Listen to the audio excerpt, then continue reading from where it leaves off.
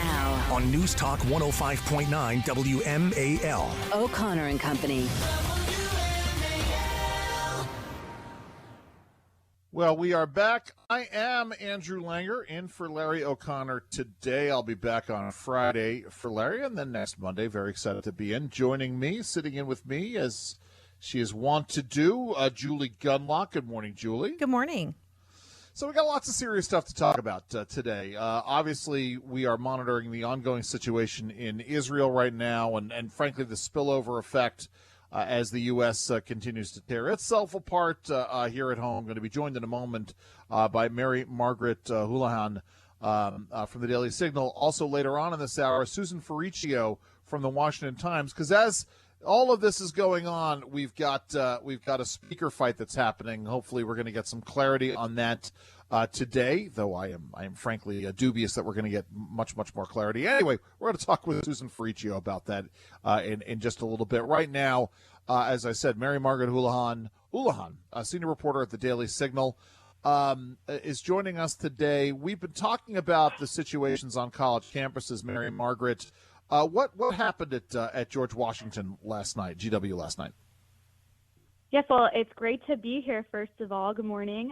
Last night, my colleague Christian and I from the Daily Signal went to this vigil that was put on by the Students for Justice in Palestine at George Washington University. And they had it right in the heart of their campus. A big crowd of students came and gathered, and they were honoring the Palestinian people who have died so far in the conflict with Israel. And they called them martyrs. They made no mention of the fact that many of these people were members of Hamas who inflicted this horrible attack on Israel. And they called them martyrs. Some of them were weeping for them.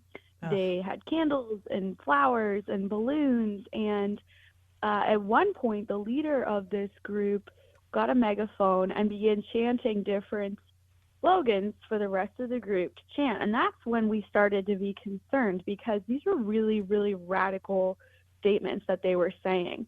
They said Zionism has got to go, in one of those classic, hey, hey, ho, ho, Zionism has got to go.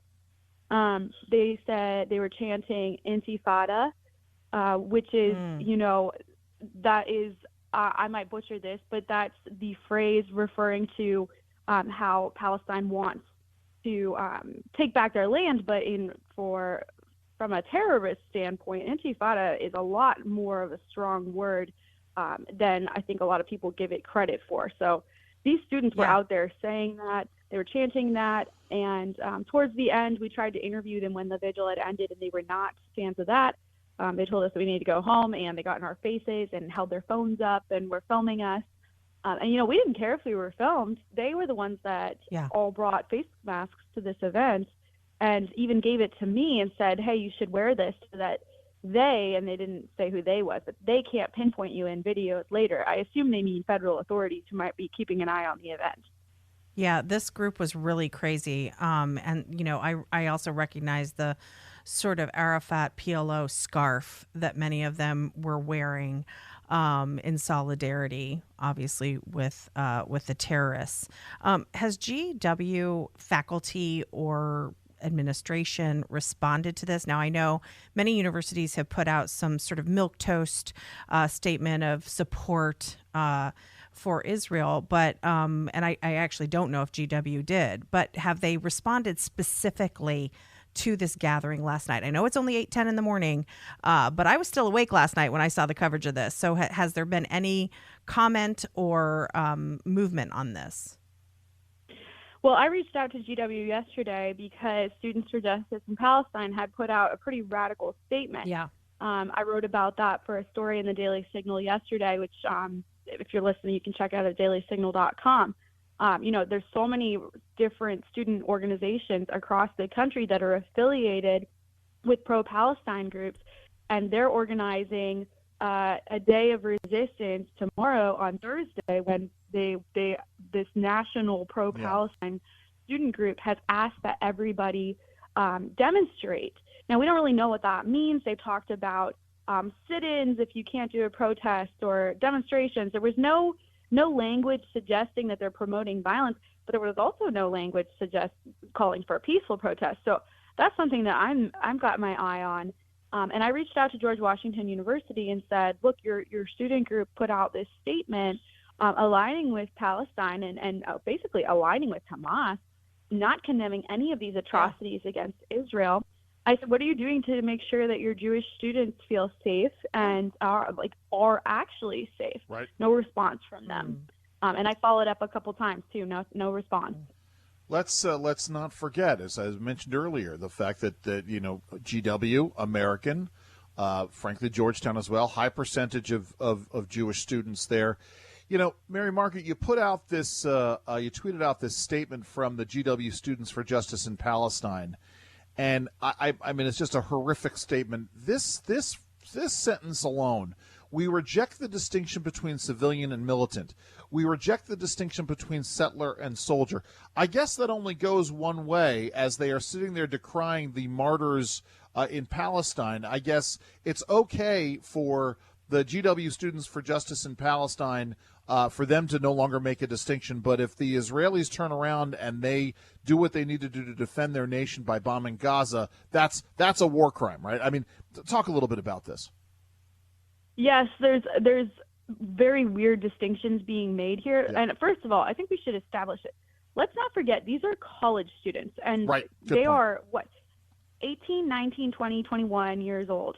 I have siblings that are that age. I know they're young people. They're not full adults yet, and they are these ideas are being nourished by student faculty at these universities. Yeah. Their ideas are being kind of kindled by the literature that they're being given in the universities, and this is a product of our collegiate system. We have that to thank for a lot of what's going on right now, and I've seen a lot of people in the media, actually on the left, being horrified and surprised that these ideas are coming out from college students. Well, why are you surprised? You've encouraged this for years. Academia has encouraged this for years. And now you're just seeing the fruits of all of that woke nonsense in universities. These students are standing up and saying, yes, we've supported this for years. We've had pro-Palestine protests for years, and you guys just supported it. So I'm not quite sure why everyone is surprised now to see these college students aligning with Hamas. I just feel like this is one big advertisement for Hillsdale. Here.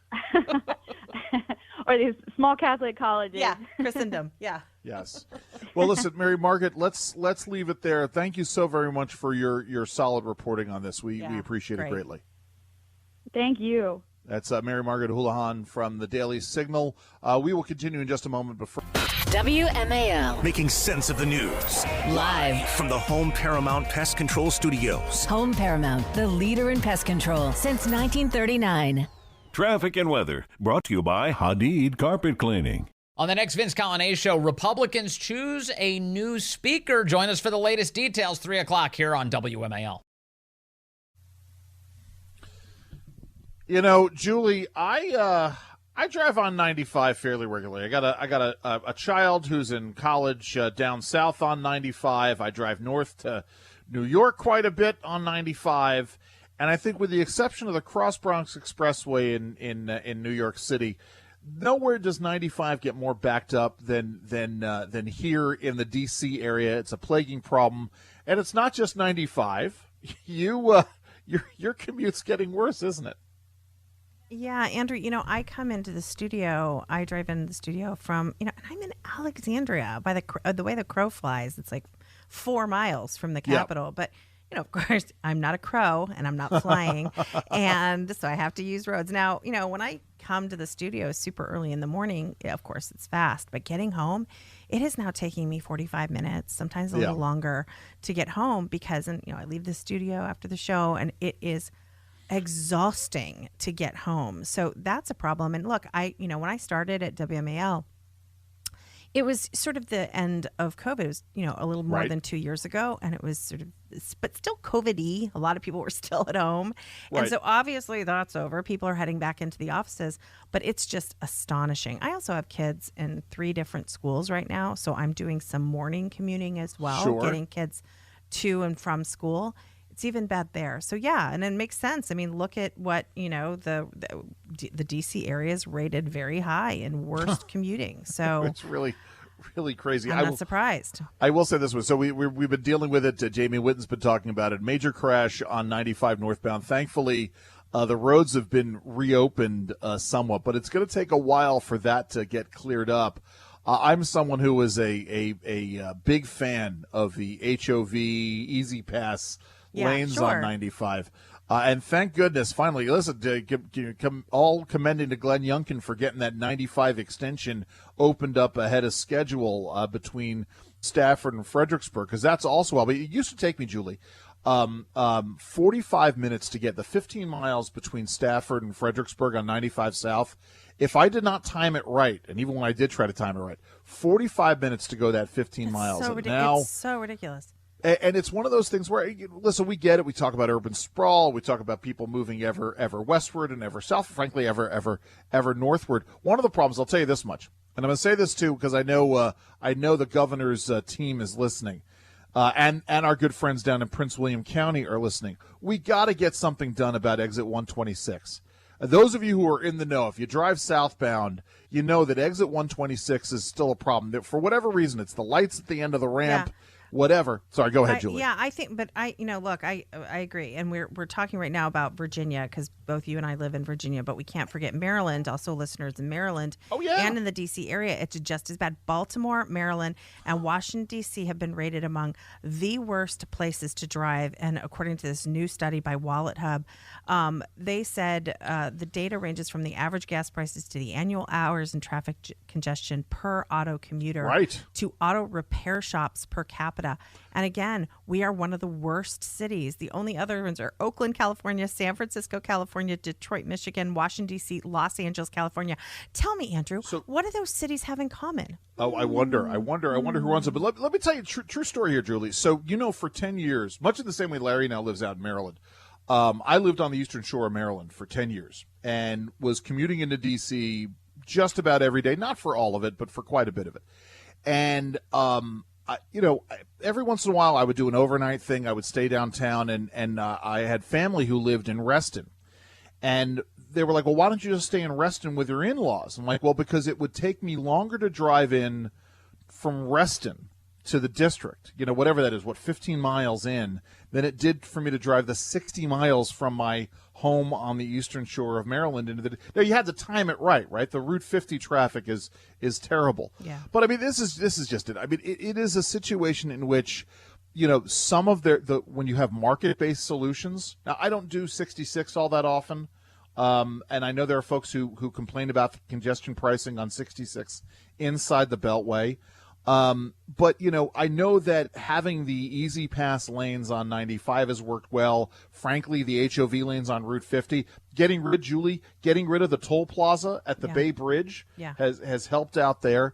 Technology and real quick, I will say one thing that concerns me. This story that we've been hearing on the news here at WMAL about the autonomous cars on 395, that makes me very nervous. Well, because what could possibly go wrong? You're kind of a techie guy. I'm surprised you're so nervous about that. I just, it's one of those things where, something, if it wasn't 395. It's okay. You can have moments of being an old guy. An old Luddite. Well, these cars. Get off my lawn. Yeah. Get off my lawn. But more to the point of the people who might be listening right now, there is a tractor trailer crash with an injury. This was at 6:12 a.m., so hopefully it's clocked, but or cleared. I doubt it though. It's clearing. They've opened up some of the lanes. It says 2 right lanes remain blocked. This is on I-95 before the Quantico exit, so that's kind of a nightmare. You are recommended to use the express lanes. You do need an Easy Pass to do it, or you have to be HOV 3. But listen, I love those Easy Pass express lanes, and use them when you can. We've got so much more to get to right now. It's 8:22 here on WMAL. Now, on News Talk 105.9 WMAL. O'Connor and Company.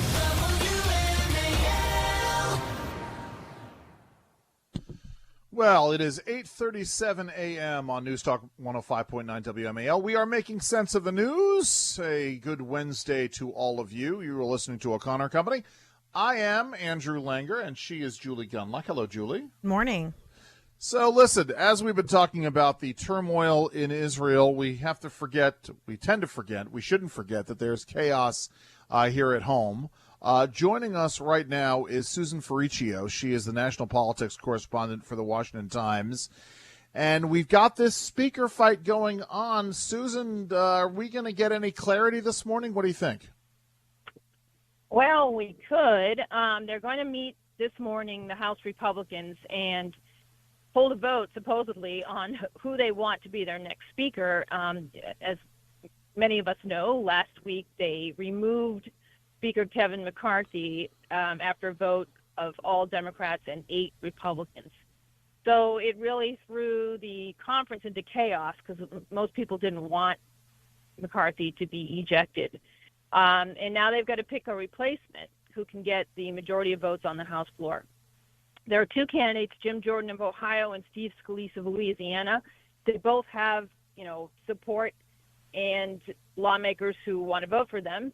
The question is which one can get the 218. So I think what's going to happen today is they're going to meet privately first and vote on who should be the next speaker. And once they establish who's got more of the votes, I think then you'll really see them start to hash out, okay, what do we do now? Will the people who support one of the candidates move to the other if that person comes out ahead? And right now people are saying, Jim Jordan's got more votes, but Steve Scalise, who is the current majority leader, says he's got quite a bit of support too. Will they consolidate behind one person? And if they do, if they get that number, I think they'll go to the floor today and try to get the speaker elected. That way they can start running the House again, because without a speaker, they can't do anything. They just really are paralyzed, and they'd like to do a resolution on Israel. They'd like to start considering spending, they've got a spending deadline coming up in a few weeks. There's things they need to do. And I think that there's an urgency there to try to get the job done. Does it mean they will or that they won't somehow drag this out? No, but I definitely get the feeling that they'd like to resolve it pretty quickly. Susan, let me ask you this. I have a great deal of respect and affection for both Jim Jordan and Steve Scalise.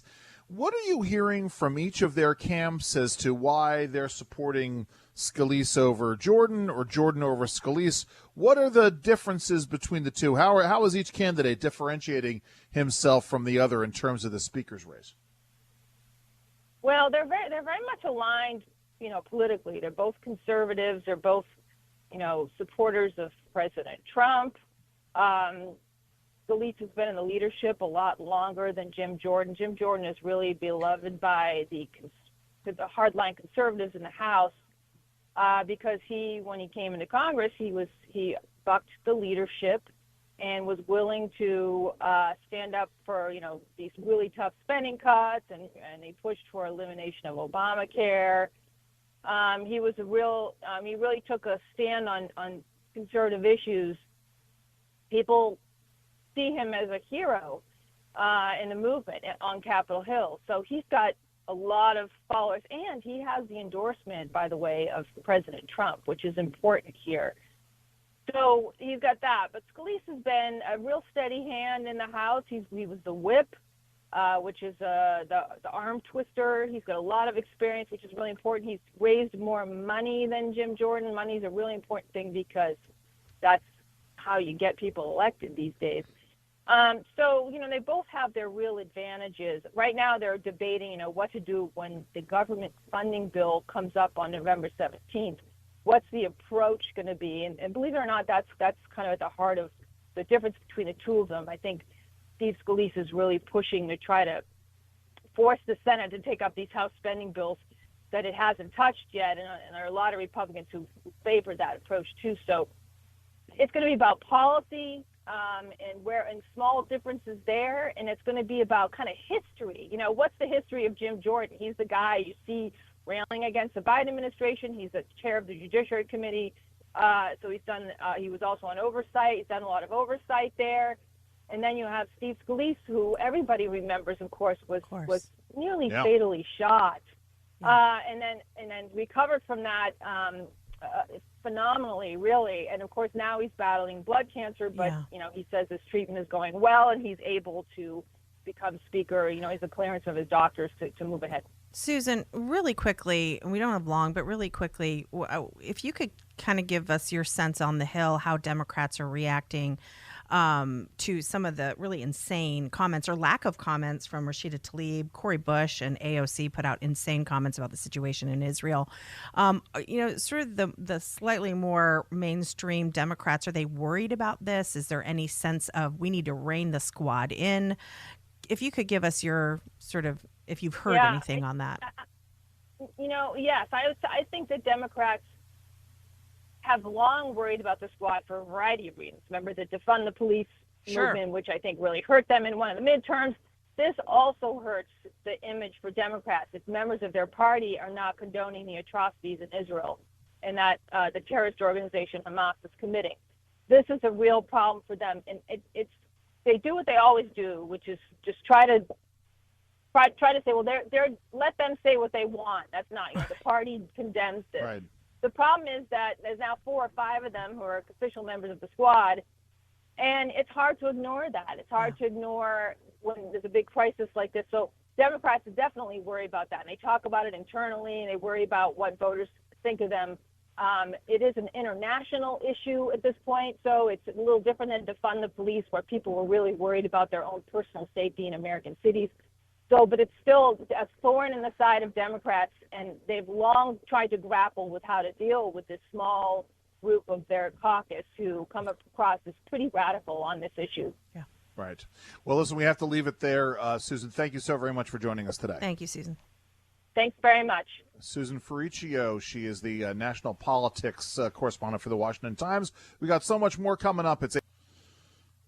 We got some melancholy news here, Julie. I remember not just the 1984 Summer Olympics very well. Happened actually be in California as they opened up.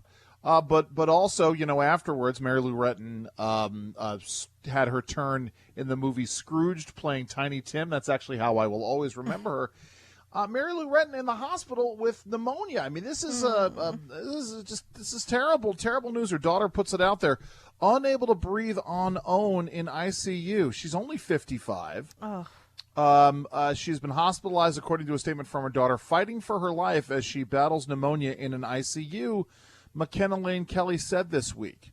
Her Instagram post said Retton is not able to breathe on her own. I mean, I think she remains an icon, especially in these days where we're talking about the. Sorry, go ahead. I don't know if there's anybody who had a bigger impact on me than Mary Lou Retton when I was growing up. Right? I was a little gymnast when I was growing up, so she was a big deal. And Olga Corbett and Tracy Talavera. I can tell you all the gymnasts from the 80s and late 70s because I just idolized them. And so this is horrible. But her daughter's statement doesn't provide more specific information. But this is interesting. But she did say that her mother's condition and the type of pneumonia she had or has is a very rare form. So very concerning. This is no joke. I mean, you and I were talking about a friend of ours who passed away having gotten sick and gotten septic, and that's yes. Who knows if that plays into it. I know from my own experience, I came back from a vacation and I had aspirated, breathed in water, gotten water droplets in my lungs,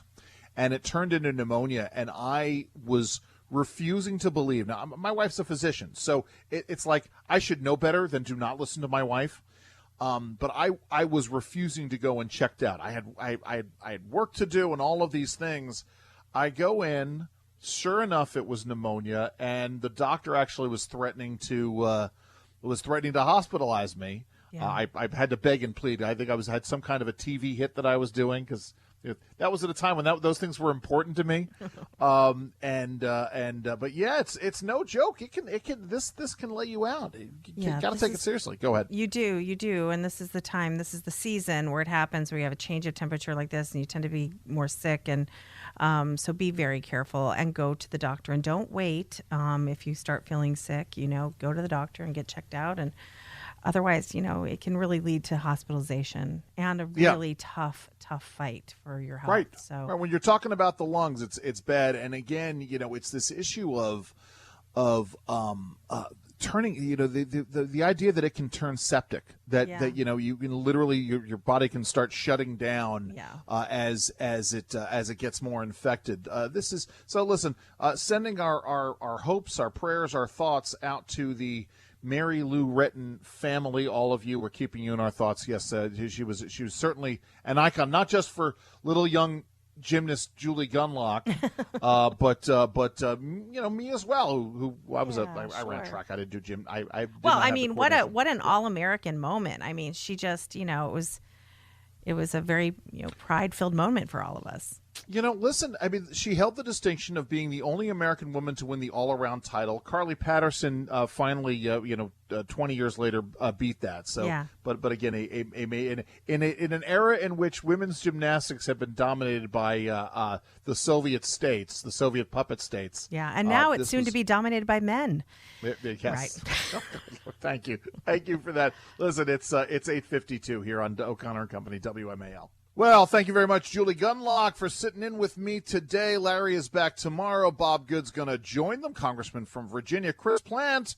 Kevin McCarthy, is he going to be the once and future speaker? If I were to put $1 down, I would say no. I don't think he's going to be the future speaker. If I were to put $1 down, I would say Jim Jordan. All respect due to Steve Scalise, and talk about taking one for the team. But I